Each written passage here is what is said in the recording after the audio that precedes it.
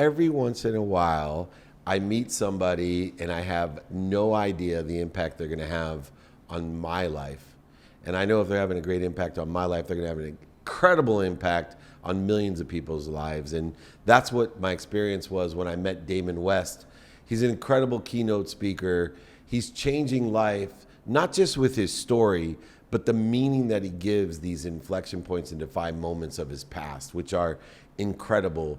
I found him to be a soulmate the minute I met him. Welcome to the playbook, Damon West. David, man, thanks a lot for having me, dude. I'm so excited to be here. You have no idea, not just because it's SoFi, it's you, man. I finally get to do your podcast, David. I really appreciate the opportunity. It's incredible. And you're wearing the shirt that says, be a coffee bean. And when I first met you and had you on another show, I was like, what's this idea of being a coffee bean? You had been highly recommended.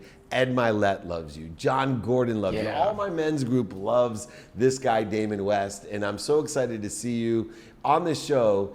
And then you unravel a story about the significance of a coffee bean. And I thought it'd be great to set the stage by talking about, number one, the significance of a coffee bean, and then backtrack how that is synergistic, aligned with your journey and how you impact other people. Still, I guess I'll get into the story of the coffee bean, then we'll backtrack to where I heard the If story you're of the coffee okay with bean. that. Yeah, absolutely. Life is like a pot of boiling water, David. And you have three choices of how you're going to respond to this pot of boiling water called life. You can be like the carrot that turns soft and sad and weak. And the carrots go in hard to that boiling water, but in minutes it becomes soft and mushy. And that happens to people. Sometimes we get beat down by life. And you know what? It's okay to be the carrot. You're going to be the carrot. You're going to be sad. And being sad is a natural human emotion. There's going to be those times when you're like the egg in the pot of boiling water. The egg that goes in with that hard outer shell that protects it.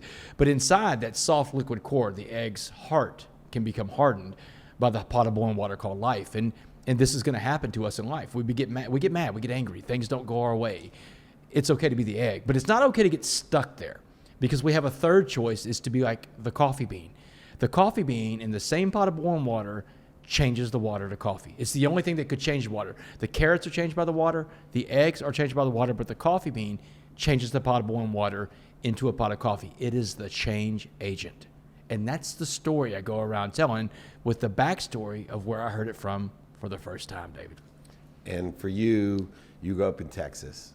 And in Texas, in case people don't know, there is only one God. My mom always told her, I said, I don't believe in God. And she says, oh, yes, you do. You just are serving the wrong God. Well, they serve one God down in Texas, and that's the football gods. High school football on Friday nights, brother. Saturday afternoons. Exactly. it's a big deal. You were pretty good at football. Why do you think you were good at football? Because you're not the biggest or strongest or fastest guy that I've met. I've been around football for a long time. Why do you think you were so good at football? For the same reasons that I think that I was able to survive prison, what I went through, and how I've been able to, in less than 7 years out of prison, turn this life around. Because I have a determination and a work ethic mixed with a mindset of never quitting, never stopping. I mean, and when I was younger, growing up playing football in Texas, look, I'm not a big guy. I'm 5'11" on a great day. That's big to me, but normal football players is not very big. No, yeah, exactly. Normal football players not very big, but I had to work harder to get noticed by college football coaches. And I mean, like, nobody wanted, in 1994 when I graduated high school, nobody wanted 5'10" quarterbacks. This is before Manziel, before all these guys, Drew Brees, that were shorter quarterbacks. But no one could outwork me. You'll never be able to outwork me. And if you're going to fight against me, you have to kill me to defeat me. And that's the mentality that I took from playing football to survive in prison to turning my life around and becoming a successful entrepreneur outside of prison. It's so interesting you say that. I was blessed to sit down with Ray Lewis, and I was at his house. We were in front of his fireplace, and I asked Ray Lewis the same question. I said, Ray, you're not the biggest, fastest, or strongest football player I've ever met, but you may be the best linebacker ever to play football. Why is that? And he grabbed my leg, which scared the shit out of me, and then said, because when I stepped on the football field, I was willing to die. I call it a spirit. I call it a spirit of that you must be what you can be.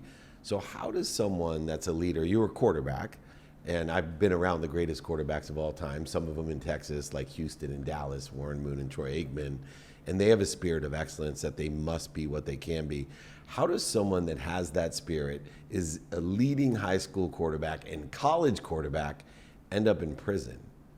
Yeah, I think the easiest answer to that is substance abuse. And, in substance abuse, what I've learned is that substance abuse really affects everybody in the country, whether you're the addict going through it, the family member of an addict, the friend of an addict, the victim the addict creates, or just the taxpayer. You're paying into an overburdened criminal justice system that has no idea how to handle the disease of addiction.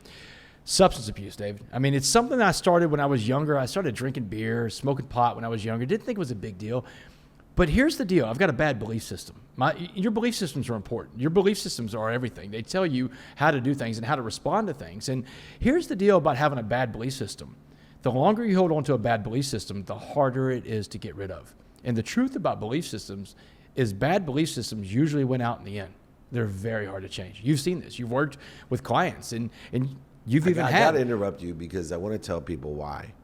Because when we have good behaviors, we expect an instant result. And when we have bad behaviors, we don't think it will ever have a result because results take time.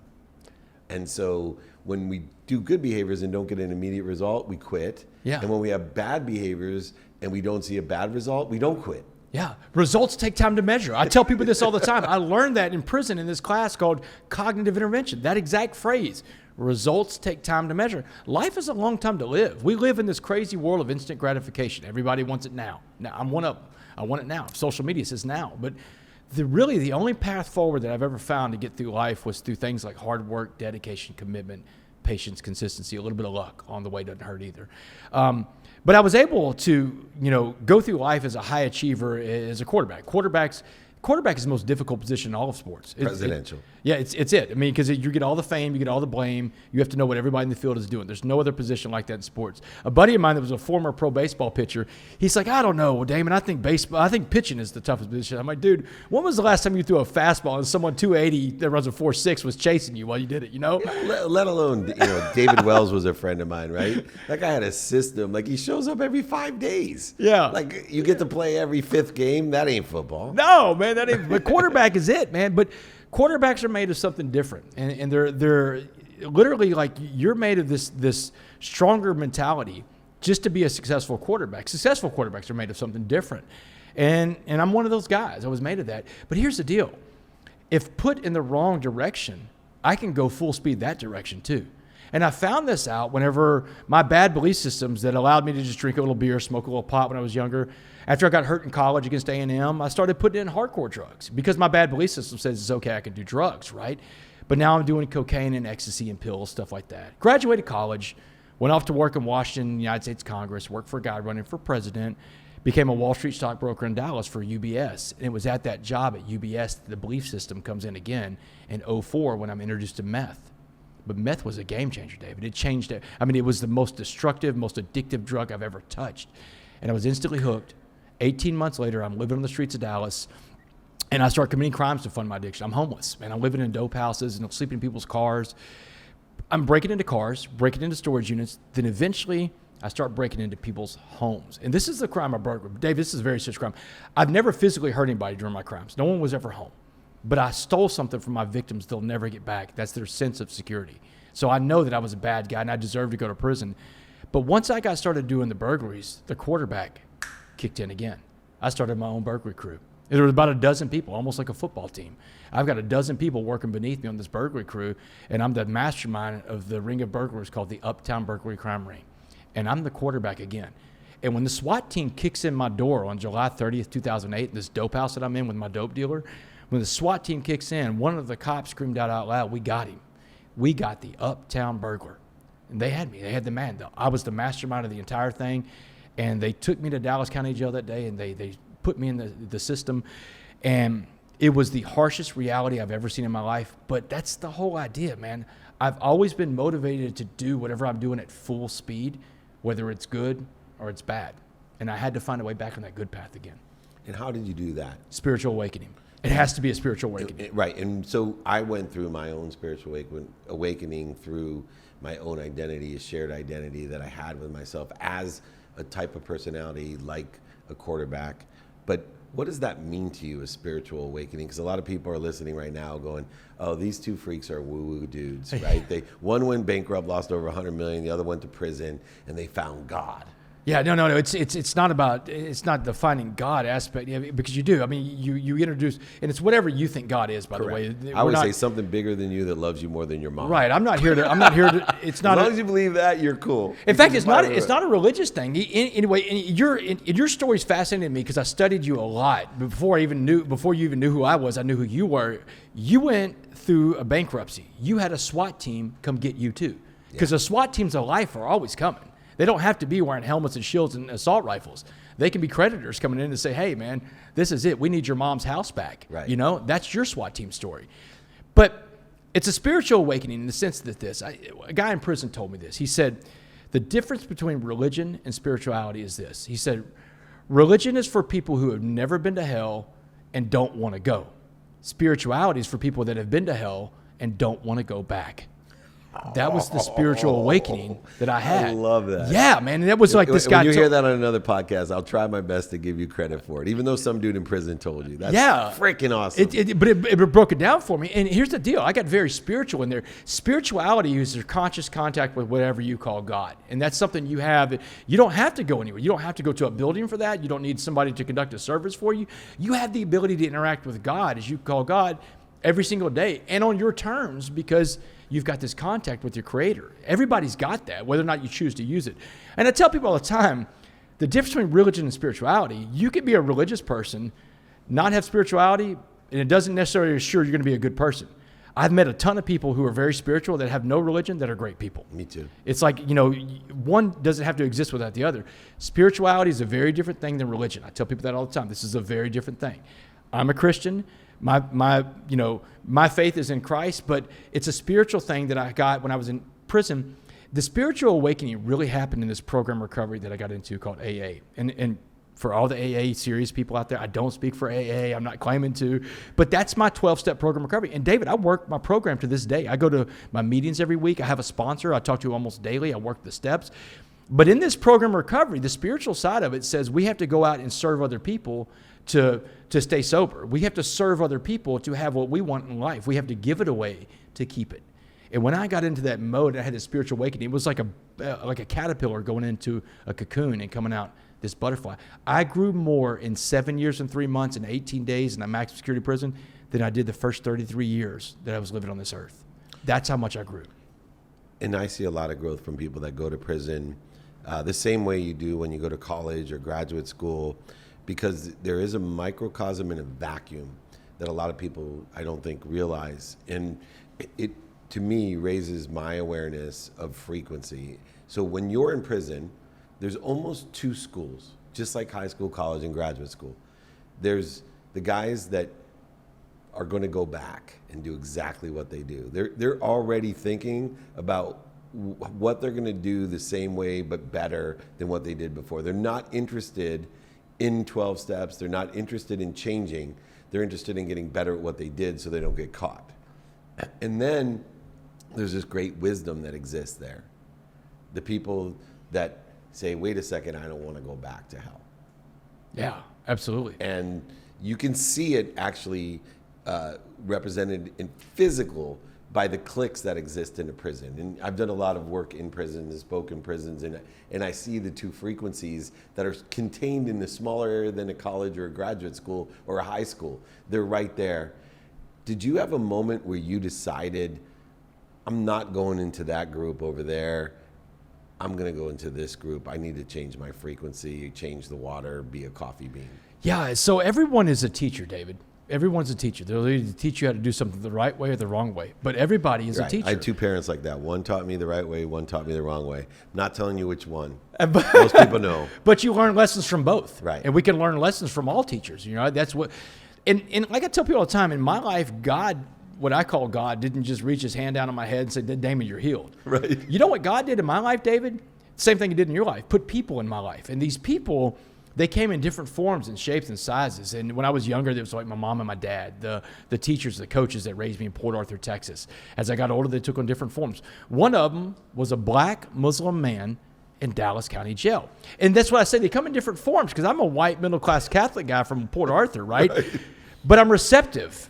And that's the key in life, to be receptive to all the messengers on the road of life, because some of them are going to give you some of the most valuable lessons. That happened to me in Dallas County Jail the summer of 2009. I had just been sentenced to life in prison, and I run into this another inmate in there. His name was Mr. Jackson, and Mr. Jackson was the one that shared with me the story of the coffee bean. Everybody in county jail is telling me the only way to survive what you're about to go into is to get into a gang. But my mother, right after my trial was over, to be an egg or a carrot. Yeah, it'd be an egg or a carrot, mostly be an egg because the gangs harden you. But my mom, right after my trial was over, they have a little brief conversation they allow with my parents because they really feel sorry for my parents because I was just sentenced to life on May 18th, 2009. My mom has this incredible conversation with me right after on the side of the courtroom, and she says, no gangs, no tattoos. She said, you come back as the man we raised or don't come back at all. So I have this ultimatum, this line in the sand that my mother has just drawn, and I don't know how I'm going to fulfill that because everybody's telling me in county jail, the bus is coming to get you to take you to prison in a couple months. Get ready, get into a gang. Black guys, white guys, Asian guys, Hispanic guys, because that's the way it works in prison. But Mr. Jackson, this older black man, shares with me the story of the coffee bean. He said, the only way you're going to survive this and come back to your parents as someone they recognize is to be like that coffee bean. And the last 4 words this man ever said to me was, be a coffee bean. And that made sense to me, David. I could grab onto that. And it's like when I go around speaking all over the world now and sharing the story of the coffee bean with my story, it's like everybody from 5 to 95 years old understands this concept, the carrot, the egg, and the coffee bean. I've got 3 choices. And no matter what the pot of boiling water is, you always have those 3 choices. It made sense to me. But he told me one other thing that really stuck with me, and it helped me out a lot. He said, you don't have to win all your fights, but you do have to fight all your fights. You don't have to win all your fights, but you do have to fight all your fights.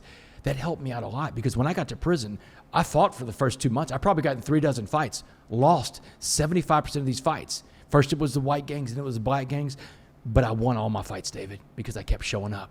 Almost back to the original question you asked me, what was it that made me a great quarterback? And it's that grit, the determination that you're going to have to kill me to beat me. And I took that into a prison and it worked. In that pot of boiling water, I was able to change that pot of boiling water into a pot of coffee. And that is one of the reasons parole let me go in 2015. Now, I'm not free. I'm on parole to the year 2073. So I got a little time left till supervised released. But I'm not worried about parole. I'm a coffee bean, man. I'm not going. The only way I go to prison is when I go in there and I speak to the men and women in there and I walk back out the front gate. Yeah, it's amazing because there's so many people that come on the podcast or I meet and they say the same thing that you told me.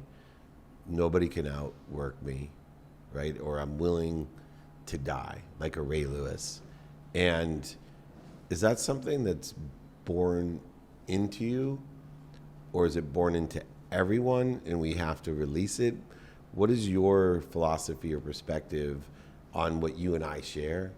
That what I believe, determination that we must be what we can be and that we're willing to do it all and give it all. I believe it's within each of us. I think we're born with that. I think that we get away from that sometimes in life. We allow the circumstances of life or the way we're raised. Some people are raised in a place that says, well, it's okay. You don't have to win. It's just how you play the game.